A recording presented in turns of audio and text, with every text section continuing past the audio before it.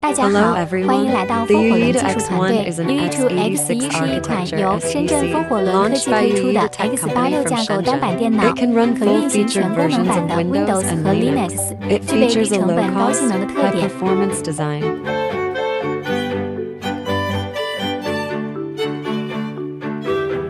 上次视频我们介绍了如何在 Linux 下使用 I2C 读写芯片，这次我们来介绍如何点亮一个 OLED 屏幕。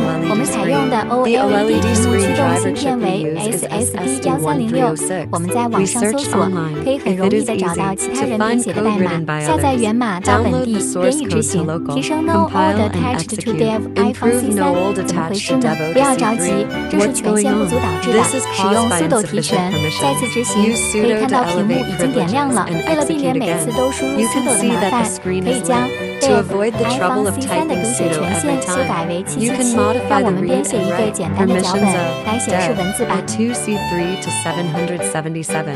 Let's write a single script. Let's display the text. Execute the script. 执行脚本，可以看到屏幕上已经显示了我们预设的文字。 The next video will show you how to write your own OLED driver. 下期视频将带你编